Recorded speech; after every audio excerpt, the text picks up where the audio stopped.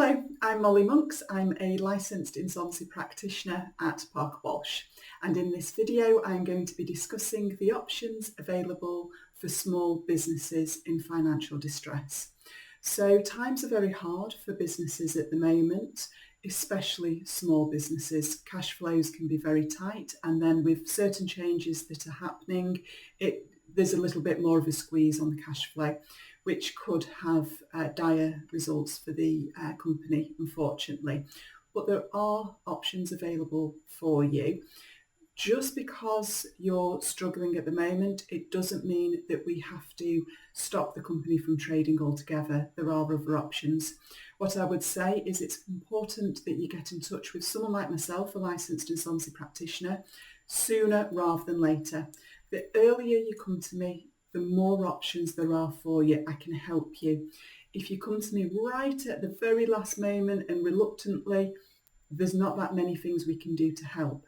But if you come to me early on, there's lots of options we can look at. There might be non-statutory options, refinancing or informal debt negotiation. We can look at those options. Or if it's more severe and something has to, a formal process has to happen, then we could look at company voluntary arrangement. That's a formal debt repayment plan.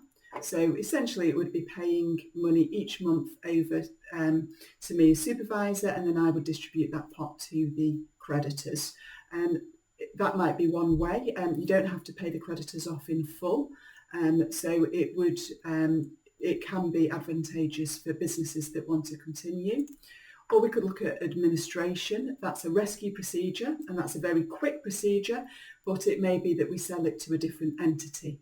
So the business is viable, but unfortunately it may have these baggages, HMRC liability, bounce back loan, but in a new entity with different financing, a fresh start, it might be a more viable option. So we could look at pre-pack administration, or we could look at liquidation, and that would be done properly in closing the limited company down. If you've got staff, making them redundant. If you've got assets, selling those to bring income into the estate, which would then go to the creditors.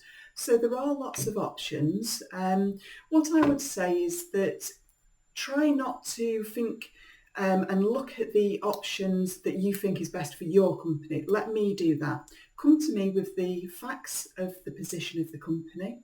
Tell me what it is you want.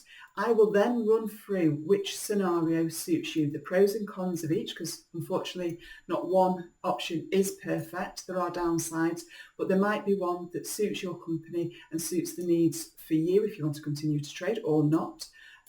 So it's important to speak to an insolvency practitioner like myself. So please get in touch if you've got a small business and you're struggling at the moment with cash flow or just paying HMRC, as simple as that. Okay, thank you very much.